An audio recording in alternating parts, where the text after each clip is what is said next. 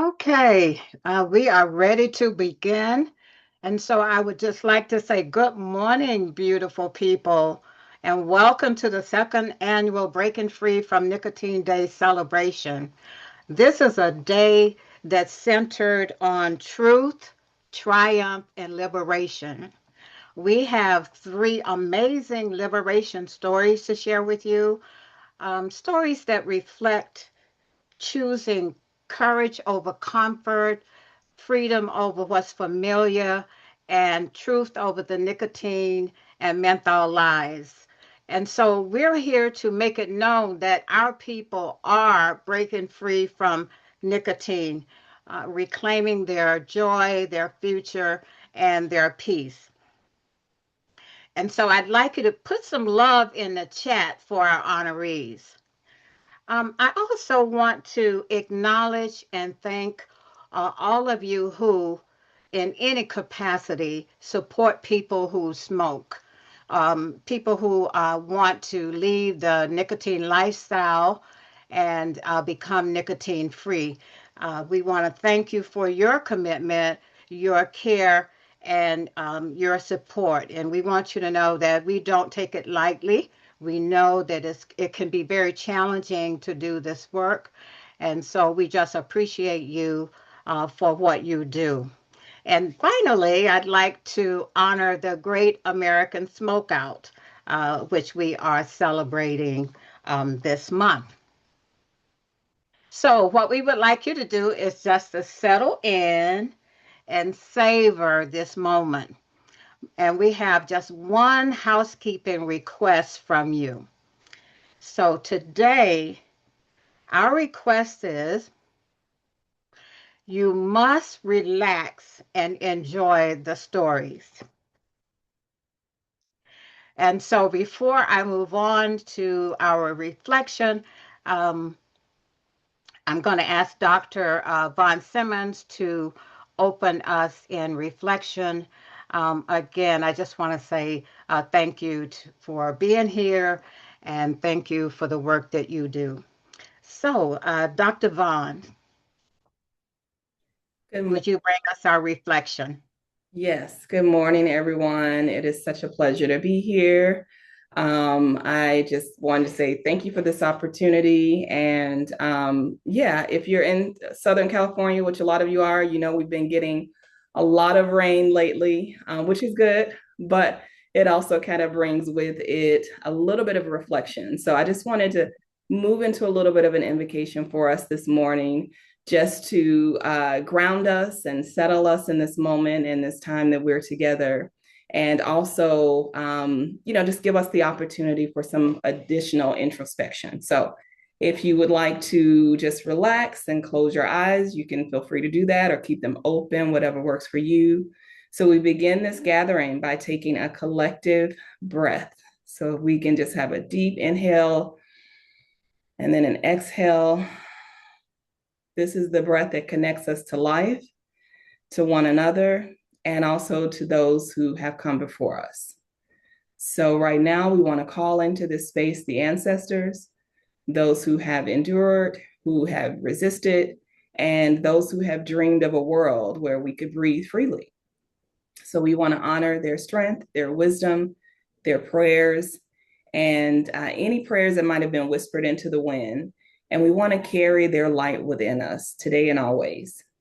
So today we gather in the spirit of liberation, liberation from nicotine and all that constricts our breath, our bodies, and ultimately our communities. We come together as advocates and activists, as keepers of the sacred life, right to breathe freely. May this work that we do continue to remind us that wellness is freedom and that freedom, our freedom, is a collective practice. So, as we begin to think about building interventions and sharing resources and uplifting voices like we're doing today, may we remember that each act of care is also an act of revolution for us. So, let the energy of this space be grounded in love, guided by our purpose, and illuminated by the shared belief that every breath freely taken is a step towards our healing, our wholeness, and our liberation. Ashe, and so it is. Mhm. Thank you, Dr. Simmons, for that wonderful reflection.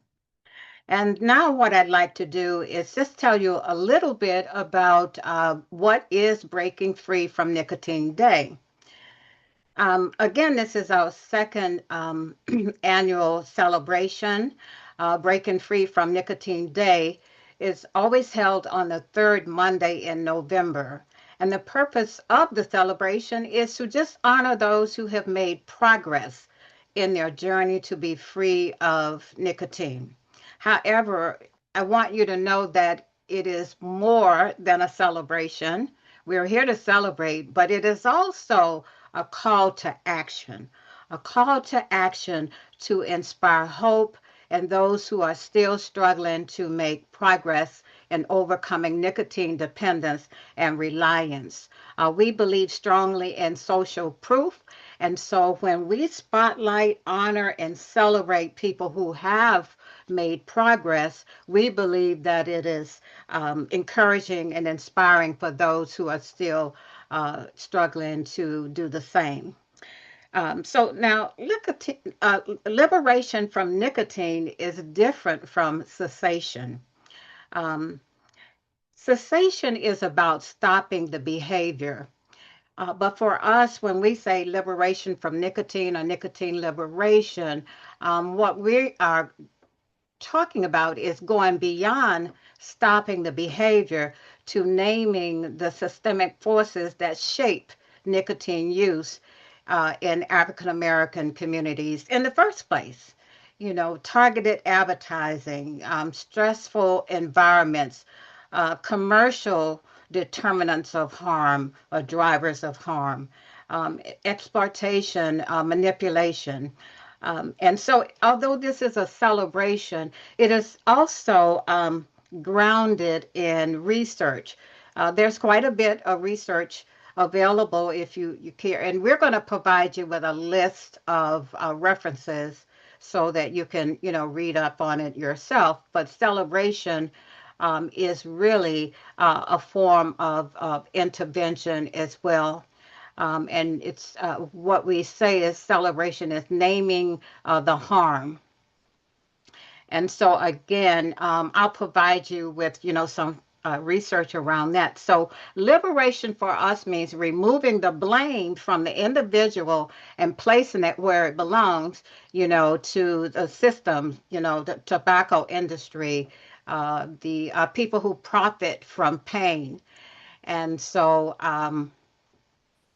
research shows that when you do that, it increases the motivation and strengthens the identity of the people in the community. So today is about celebration, but I want you to think of celebration also as a strategy in nicotine liberation.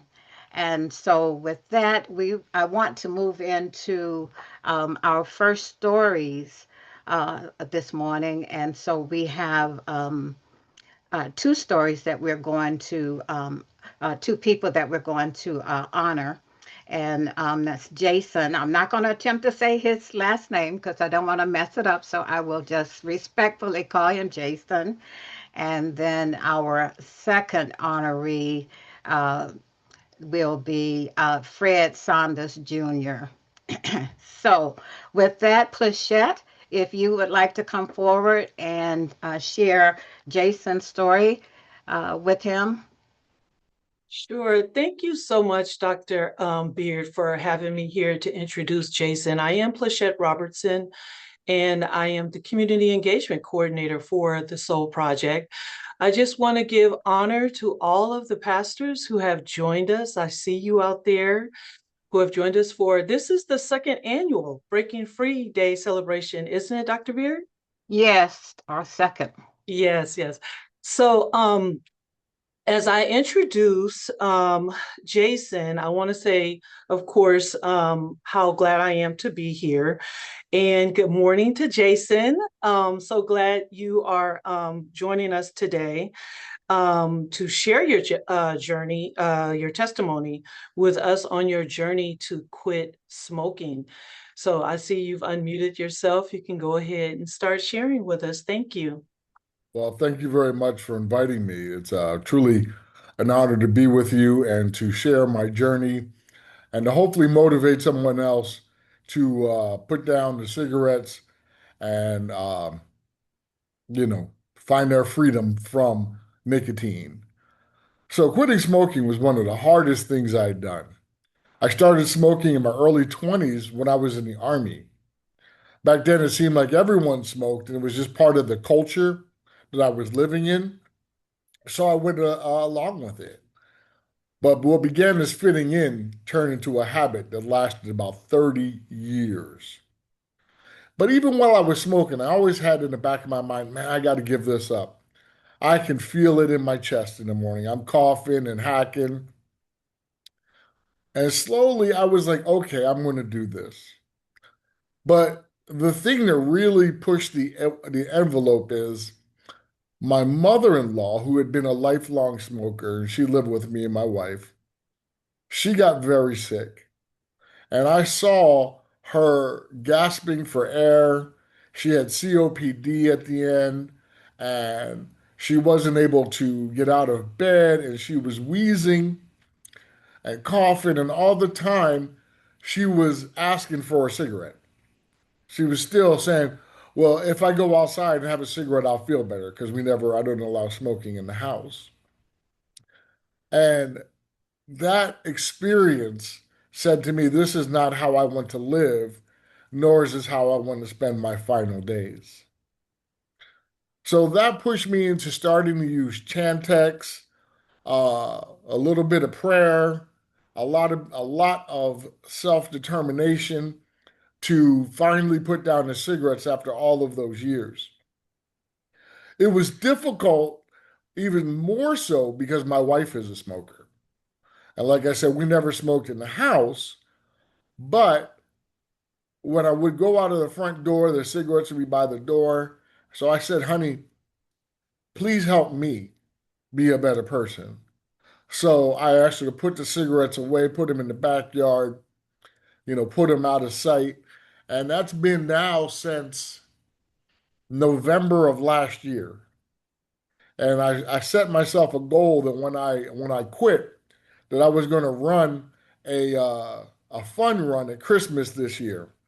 So I've been walking and I got up to a very slow jog, but I'm about to run my first, uh, I think it's a 3.2K, a little fun run at Christmas where I won't be wheezing and coughing. And I'm very excited to work my way up to someday running a 10K.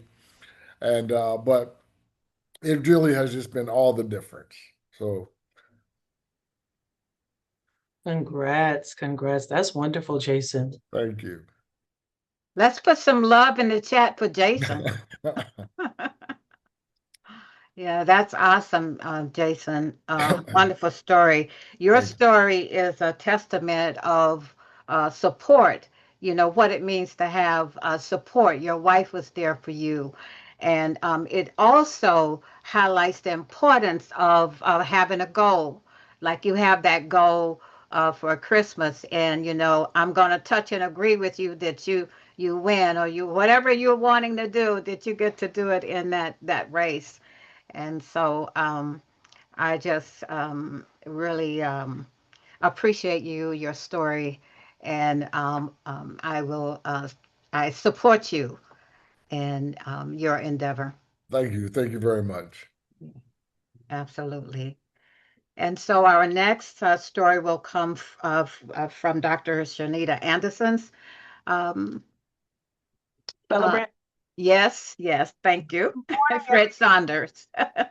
Good morning, everybody. My name is Dr. Shanita Anderson. I am a doctorally prepared nurse who has a deep focus on tobacco-related disease disparities among African Americans. And my celebrant today is Fred Sanders Jr. I just want you to start off, Fred, and tell us a little bit about yourself, and then we'll go through the questions. Hello, how you doing? I'm a city boy going country, as you could say. I was born in California. I live in Louisiana at this time. Uh, I work for the railroad. I travel a lot.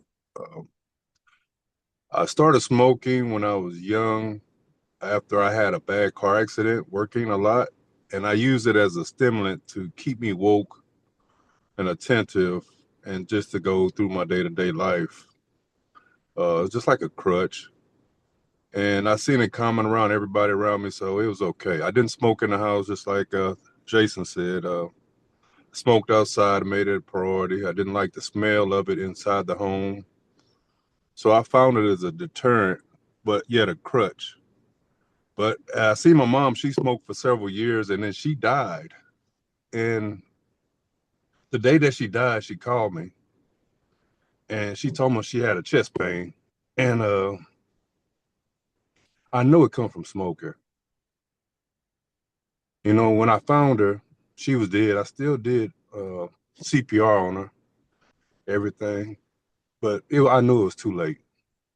But at that time, I knew I needed to stop, and it was bad. And that gave me my motivation.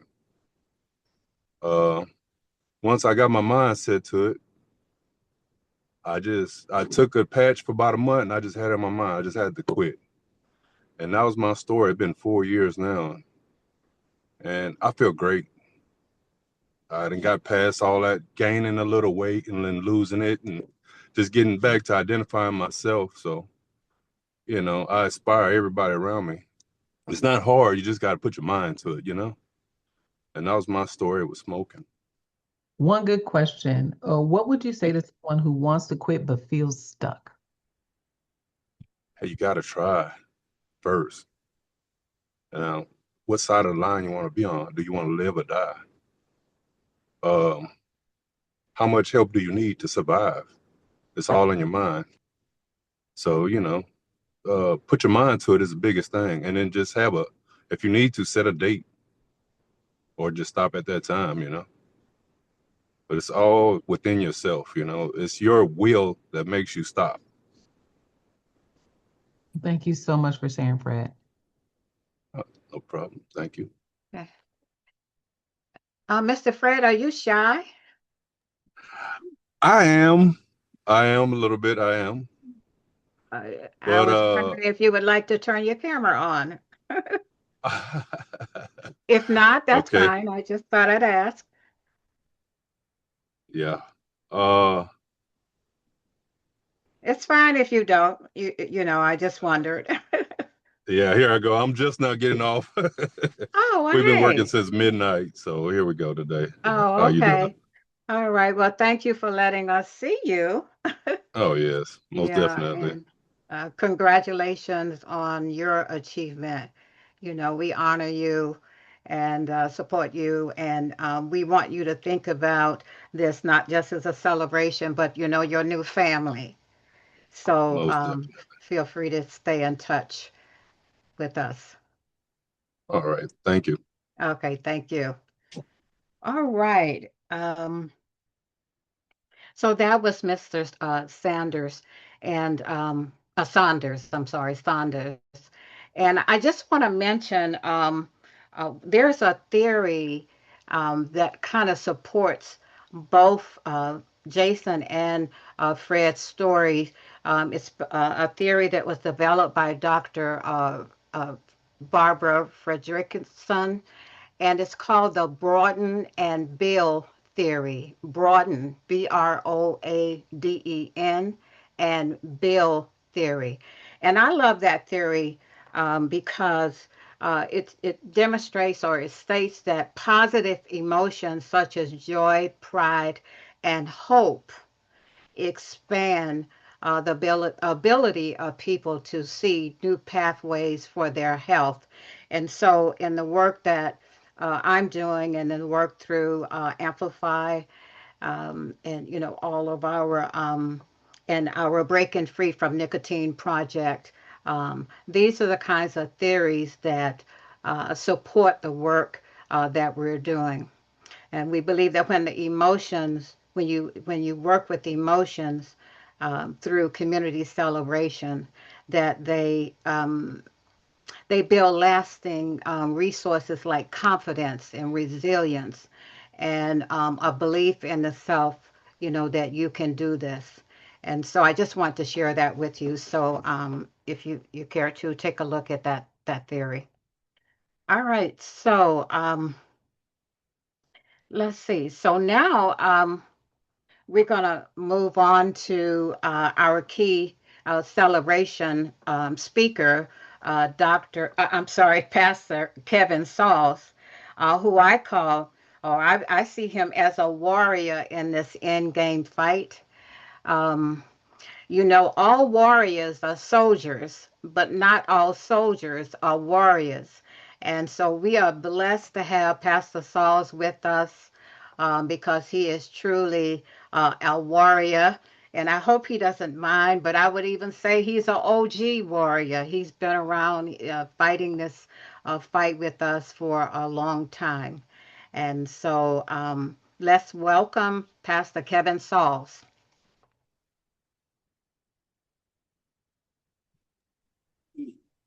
Blessed morning, everybody. I hope you can hear me okay. We can hear you. Wonderful. So good to be with you. I'm joining from Los Angeles.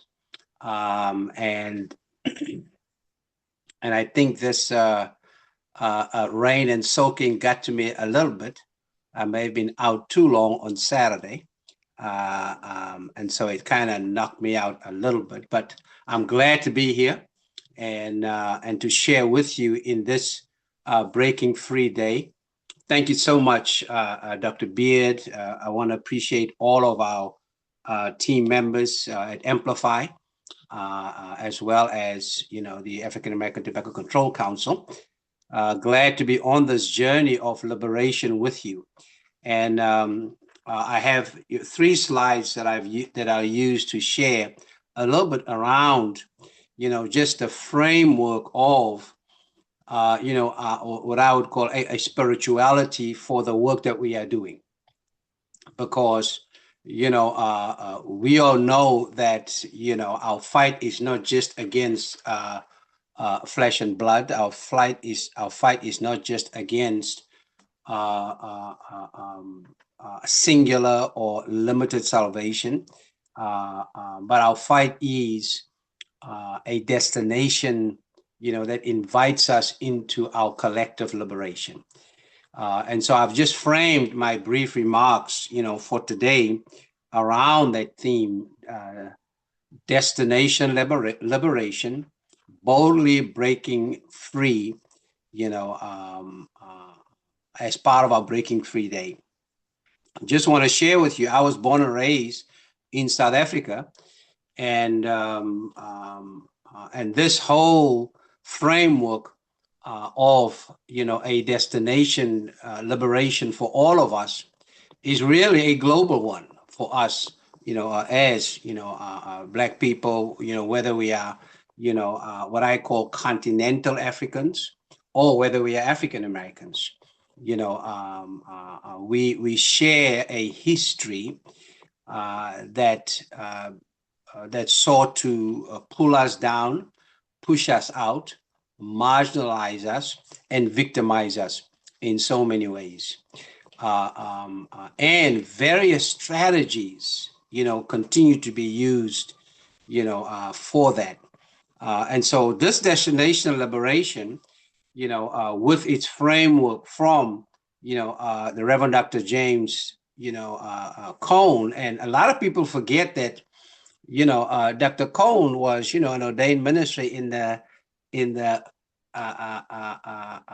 CME church, used to be known as the Colored Methodist Church, Methodist Episcopal Church, that break away with the African Methodist Episcopal Church and the African Methodist Episcopal Zion churches from the Methodist Episcopal Church that embraced in so many ways, a religion and a spirituality of bondage, if you will. But he is what is known as, the father of, Black liberation theology. And so I basically ground who I am and what I do, spiritually, how I move in what I do, basically bringing together, Black liberation theology from South Africa, That's our Desmond Tutus, our Ellen Busacks, and connect that then, with, a Black liberation theology here in the United States, and Reverend Dr. James Cone, is the father, as we call him, of Black liberation, theology. And I happen to be a friend, of one of his students that just finished his PhD. We call him the last student, that studied with Dr. Cone, and he was able to finish, his PhD. But as we, talk about breaking free, we have to come to terms, with the fact that, one, the God that we serve is a God that invites us into life to the fullest. The God that we serve is a God that invites us to understand that God's salvation for us is not just, a salvation that has to do with our soul, with our soul, but it is a salvation that has to do with every aspect of our lives. And that's why, as you can see, Reverend Dr. Combe, basically grounds the framework, for liberation, for us as Black folk, in these United States of America, is the fact that God is not, a neutral nor a distant figure, right? God takes the side of the marginalized and the despised, and that is not, something that should be so hard to figure out if we get to know and understand, the place and the purpose of the birth of Jesus Christ, right? Who he was born to, where he was born, and the conditions that he was born under. Which basically was a deliberate decision by God to become flesh in the midst of those who were marginalized and despised. So God proximates, with us in our suffering. And because of that, God's salvation is not just a spiritual afterlife, right? But is a continuous process of liberation from social, economic, and political injustices in this life, right?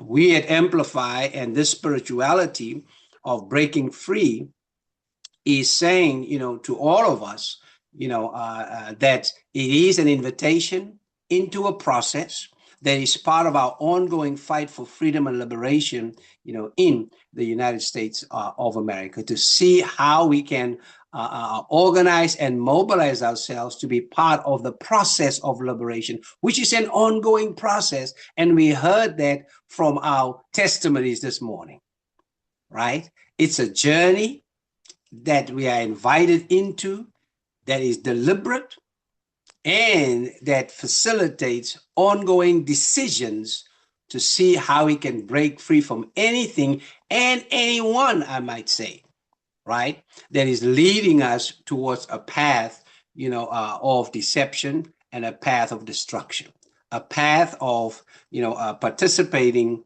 in any kind of, aspect that seek to pull us, away from what God has for us. Scripture is clear, right? In Isaiah, I know the plans that I have for you, plans not, to harm you, but plans to give you a future and a future of hope. And so this is a holistic salvation that we are talking about. It is a salvation that has to do with every aspect of our lives. I'm going to ask us to put that slide up again, with these words from the Reverend Dr. Martin King Jr., and Cone was a follower of, Dr. King. And the quote, that this slide that I'm asking us, to put, back on is basically, framing, if you will, right? That any religion that professes to be concerned about the souls of men and women and is not concerned about the slums that damn them, the economic conditions that strangle them, and the social conditions that cripple them, is a spirituality moribund, a religion awaiting to be buried. Right? So this destination of liberation is an invitation to life. This destination to liberation is an invitation to vitality. This destination to liberation is inviting us to see how we can break free on an ongoing basis to live life to the fullest, in the best of health. And liberation theology, especially Black liberation theology, understands that there are ongoing schemes and systems that has been put out even before 1619, right? Okay, when our first, 8 ancestors arrived and was taken off the boat, into ongoing bondage, through the Middle Passage, right? Schemes and systems to see how our bodies, our minds, and our spirits, was to be degraded, was to be marginalized, pulled down, exploited. You see, even with all of that, schemes and systems, and the tobacco industry has taken all of that, first, employing us, on tobacco plantations, right? And later on, getting us addicted at a young age, because, that's the saying, if you get them addicted young, you can hold on to them for a lifetime. You see, with predatory, schemes and promotions and deception or deceiving communications, to see how we can be pulled into this trap that will lead us to agony instead of towards a destiny that is about liberation. And so on this breaking free, day in 2025, the invitation is to once again resolutely get back on track on this destination liberation. Why? Because God is a God that wants us to thrive in 2025, not just survive in 2025. And Lord knows, based on all that we've been going through, systemically and politically, right? With the undermining and the cutting of resources, to accompany us on this journey towards liberation. We are still here standing strong and saying that we will commit ourselves to continue to be part of, one, a holistic salvation that invites us into a journey towards a destination of liberation. So breaking free is a process. Breaking free is a communal process. You don't have to do this by yourself, because that holistic salvation is one that says to all of us, we are siblings, comrades in this fight together. It's not about condemnation. It is about how we can facilitate compassion as we make our way, towards this destination of liberation. And so in our testimonies today, we see this process of holistic, right, salvation and restoration. In the work that we are doing at Amplify, we seek to come alongside you and not put you down or label you, but to invite you into liberation and on a pathway to see how you, by fighting that nicotine addiction, all of us in our congregations, in our communities, standing solidarity with our sisters and brothers, standing in the gap because of the schemes of the system, and say, just like the Reverend Dr. James Cone, has invited us, to say, hey, this is a process. This is a process of how God proximate with us in our addiction, in our suffering, in our pain, in our times when we feel we've taken 2-3 steps back. God is right there to undergird us, walk beside us, cover us, go ahead of us, and saying to us, you are not alone. We are in this together because it's all about our collective liberation.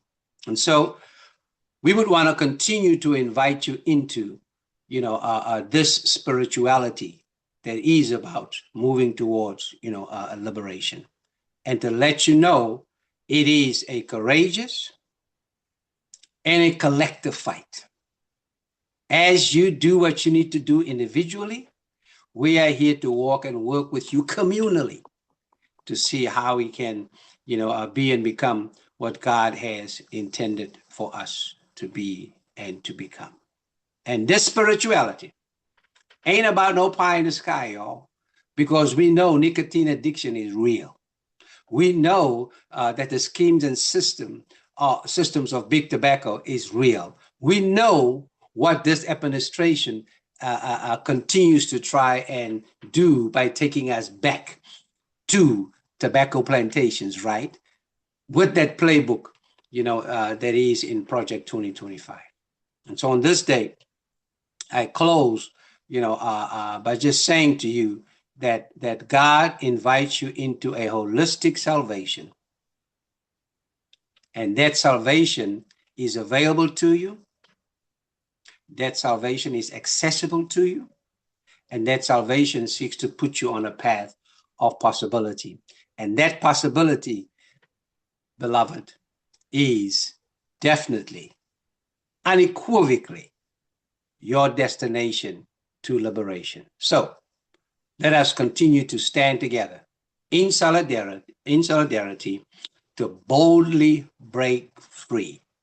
And let this day be a renewed start for each one of us struggling with nicotine addiction, for each one of us who have a friend or family member struggling with this, and to say to them, we're willing to be a companion in compassion with you as we together march on to their destination of liberation. Thank you very much. Mm-hmm. Thank you so much, Pastor Sauls, for that powerful message. As you were speaking, just all kind of thoughts came to my mind.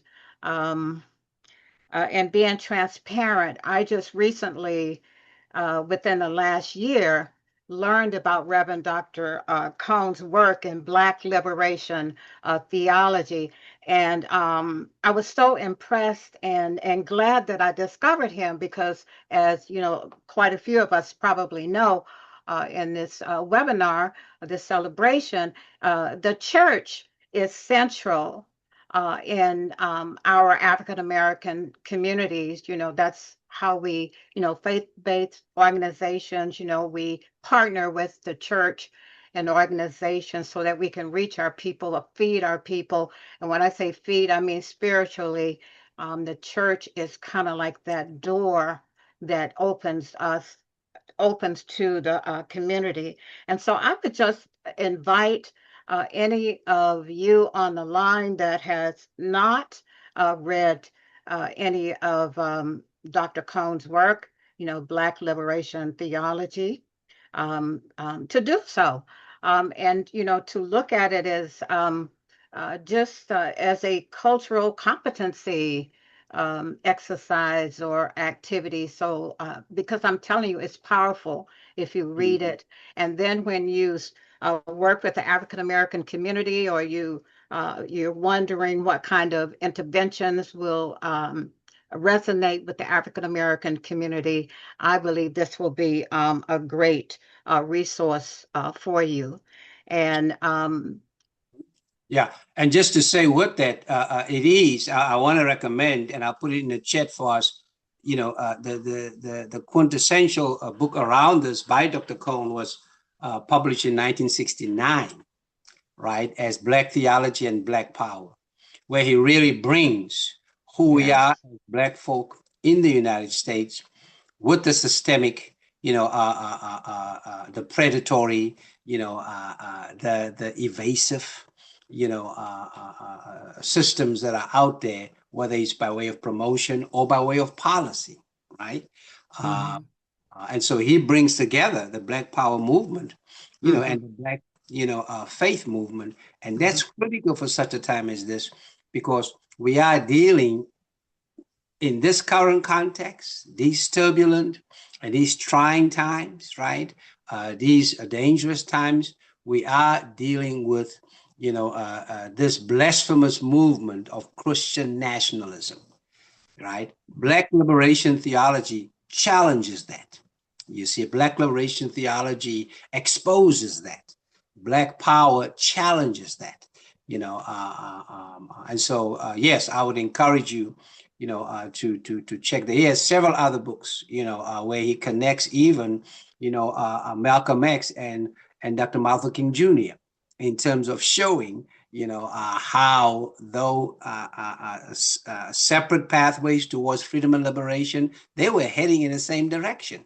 That's why they're not with us anymore, you see, in terms of that. But we are here, and we're standing on their bold and broad shoulders, praying with opened eyes, to say to those who are struggling, Sawubona, we see you, and we are with you every step of the way. Okay.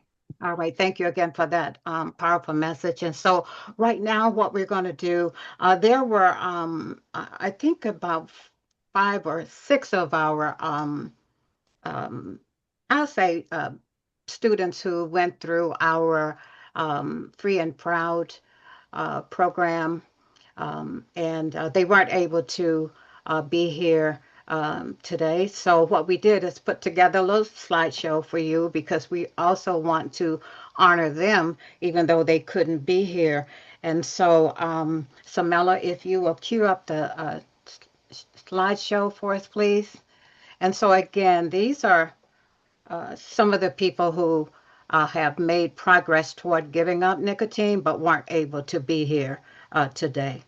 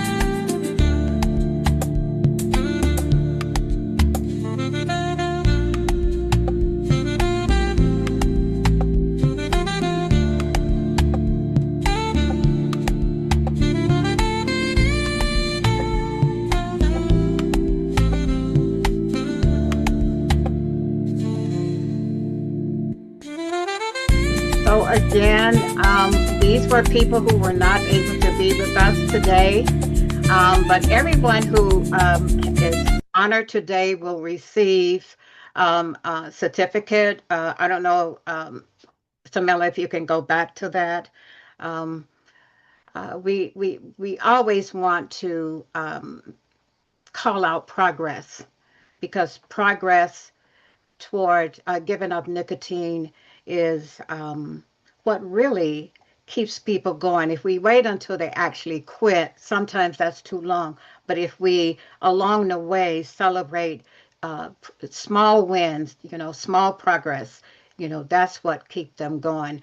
And so each of our honorees today will get what we call the Nicotine Liberation Achievement Award. So again, show them some love, put some love emojis up here for them. And with that, we will move to our last story, Dr. Anderson and Kenya Robinson. All right, Kenya, if you could just start by introducing yourself and then tell us about your liberation experience. Hi, I'm Kenya Robertson, and I am recently a transplant from California to Alabama. I am a nurse, and I work for a medical group there in California, but I work remotely here at home, and I have been doing so for about 14 years. But I was a smoker very early on. I was a latchkey kid. I'm sure we all know that term if you're my age. Our parents worked and we came home from school and we knew to stay home. But my mom's cigarettes were in the cabinet, and she was a smoker, and so learned how to smoke.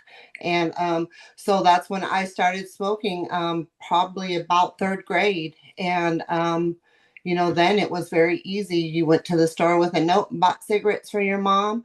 You went to the local bowling alley, put your 75 cents in the machine, and picked your cigarettes out of there on your way to school. So it was not very hard at that time to be a smoker as a child. So, and everybody saw it. It was around you. It was on TV. It was in magazines. All the cool people did it. We were being groomed to smoke as children. They were every corner was a liquor store or somewhere to buy cigarettes. So it was on billboards. It was everywhere. It just surrounded us. So there was no getting away from it. My parents were smokers. My father died from lung cancer. You'd think I would know better as a nurse to not smoke, but I smoked. And so I smoked for many, many years, 30 plus years. So, and this February, I believe, will be 2 years that I have been free from nicotine. That is awesome. Who or what helped you most while trying to quit? This time I have to honestly say it was, I did use Chantix, but it was some words that my husband said that really dug into me. He said, because we were both smokers, and he said, well, I'm not going to stop smoking because I don't believe that you're going to quit. And this time, I was diagnosed with breast cancer, and in 2021 when we were coming out of COVID, and I was like, I need to stop. I need to make changes in my life. That, and I just couldn't breathe anymore. And when he said that, that was like, I am going to show you, buddy. You are not. I am not going to let you win. I'm not going to let you win. And that really, I just stuck to my guns, and I was very determined after that. So. Excellent. What good things have happened to you since you let go of nicotine? Nicotine doesn't rule my life. I don't have to find somewhere to take a break, to smoke a cigarette.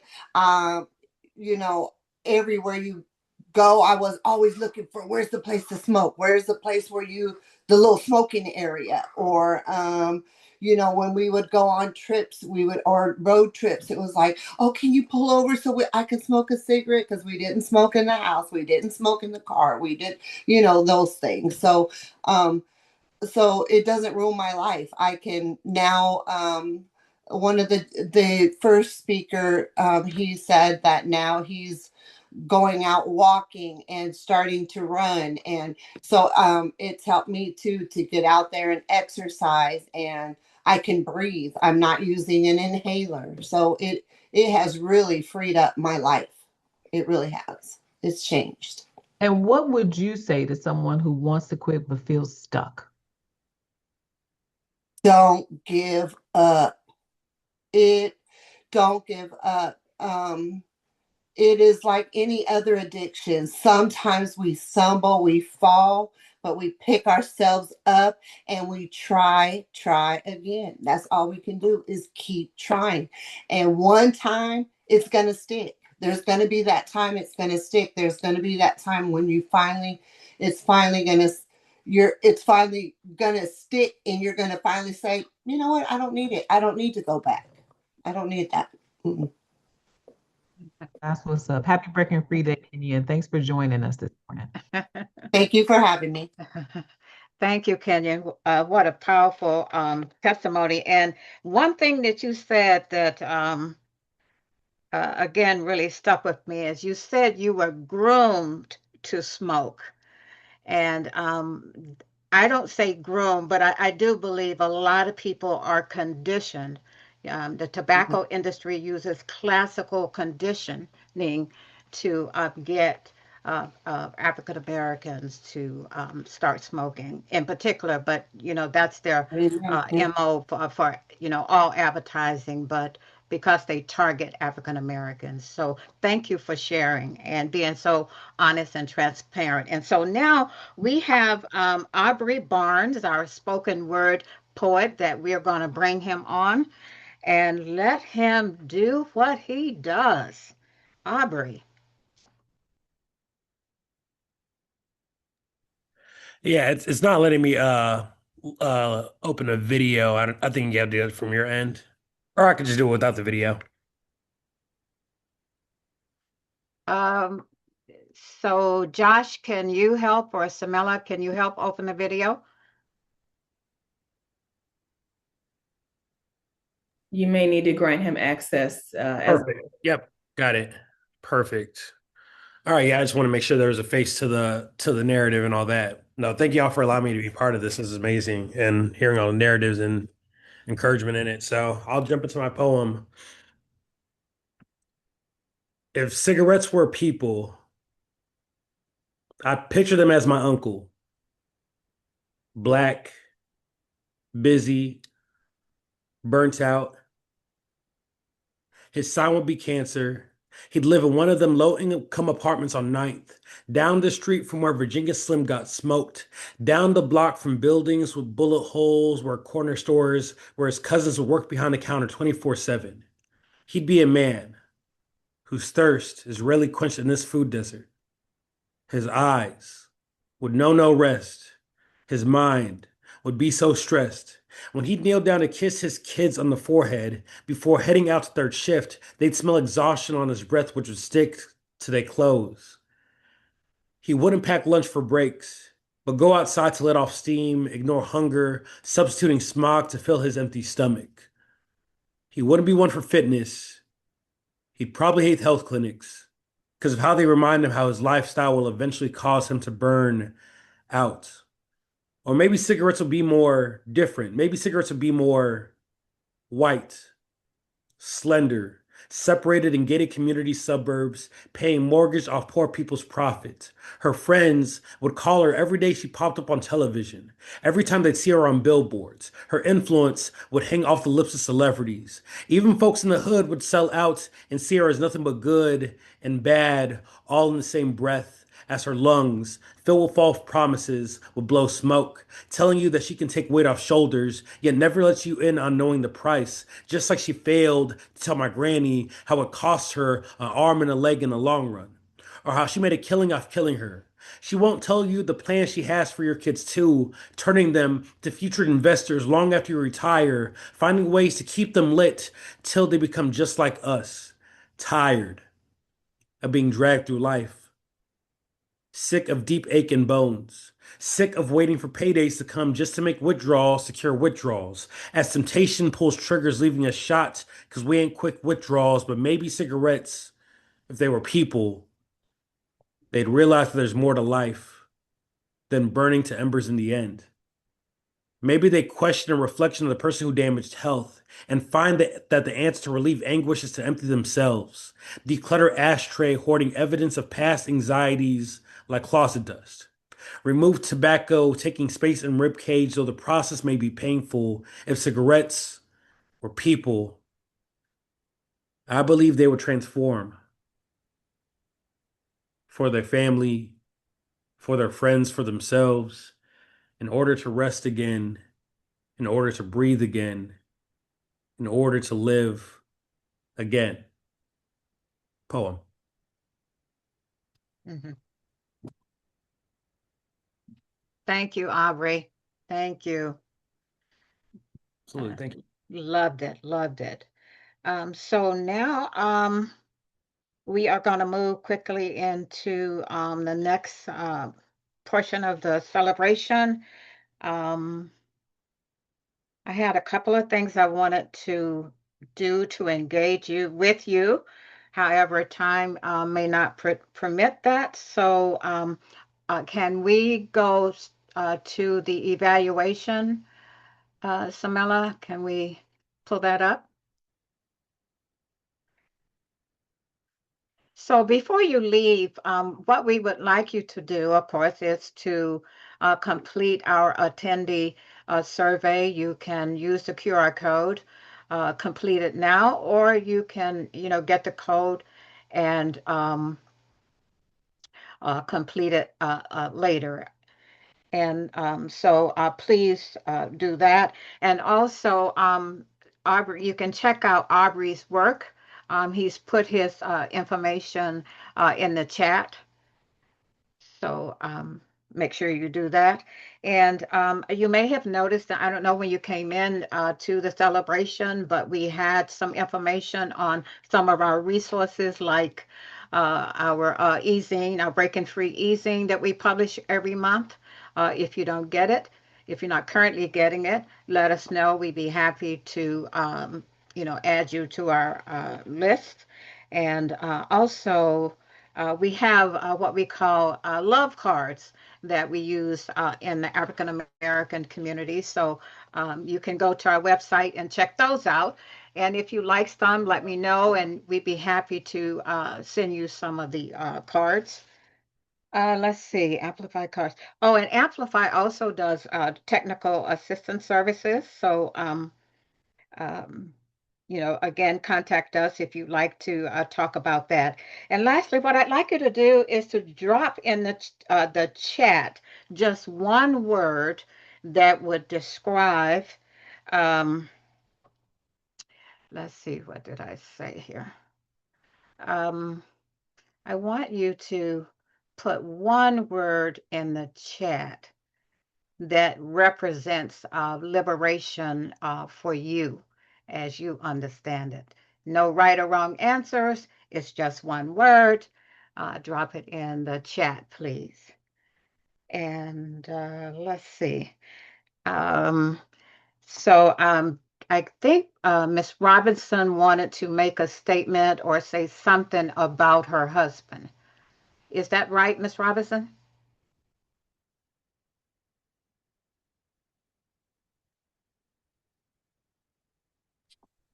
Are you talking to me? I'm sorry. I apologize. Yes, yes, yes. Did you have something you wanted to share about your husband?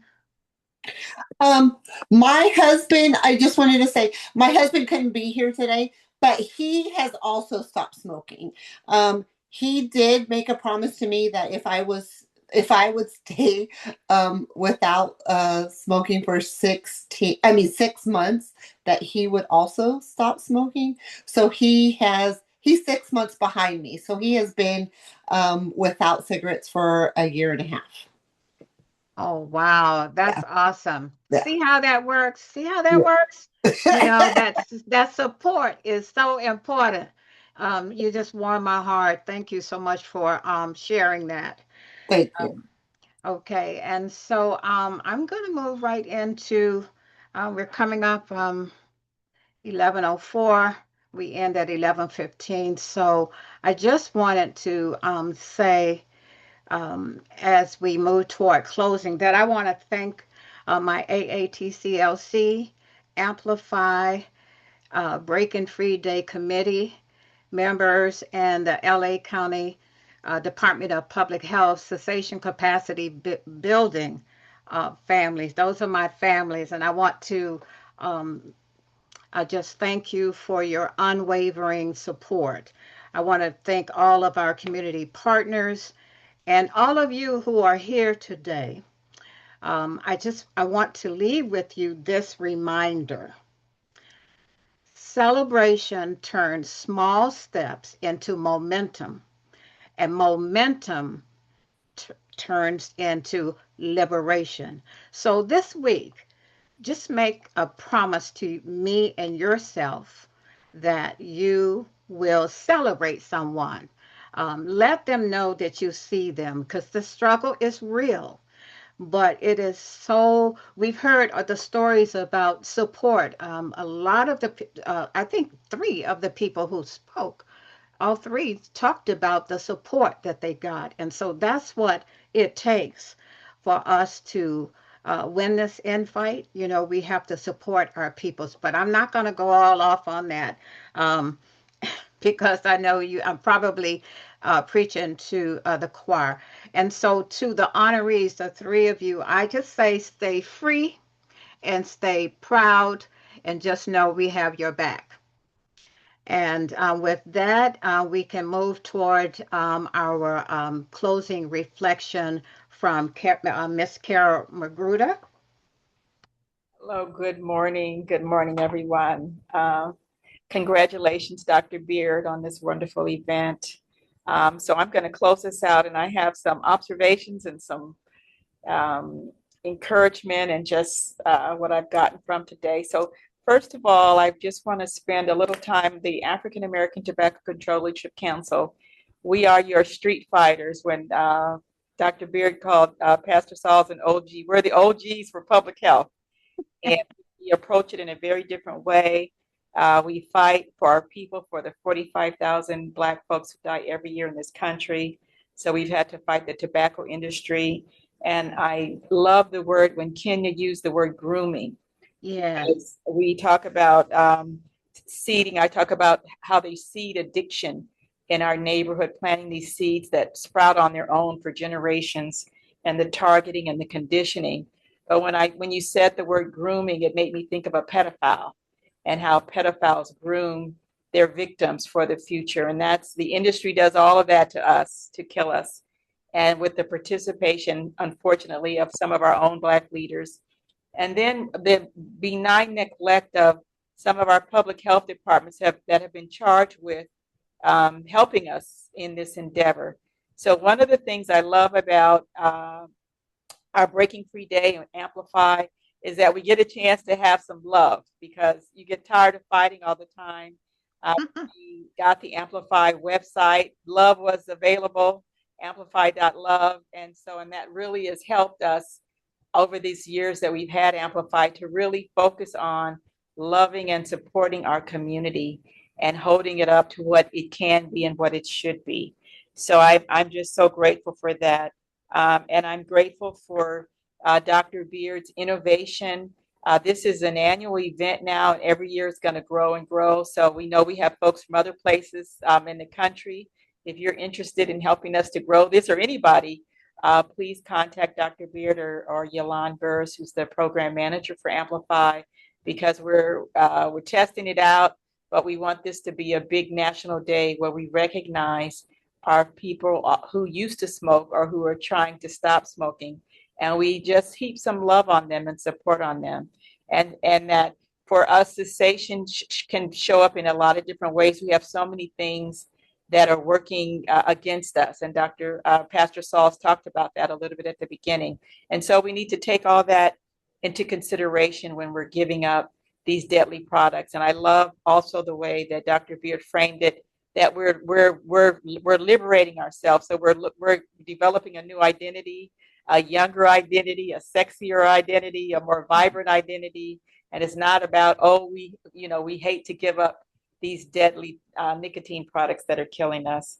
So I want to just close with that this is an annual event, and that we'll be getting bigger and better every year as we go. And that we also need to talk about the end game, that this is part of the end game, that the industry, they develop new products to trap us. And so while we concentrate, our focus has been on mentholated tobacco products, it also encompasses all these nicotine products, including hookah, including vaping. Our young Black children are vaping more, and we have Dr. Monica Wilson, who's heading up our Black youth vaping efforts. And the little cigars and cigarettes is all part of the same thing. And so we want to really do all that we can to love, encourage, and support our people who used to smoke, our people who are smokers or who are giving it up. And we do that with love and with determination and resilience that we're with you and we will never give up. So thank you, Dr. Beard and the Amplify team. Pastor Sauls. Thank you. Thank you, Carol, always for your support. So, and that concludes our program for today.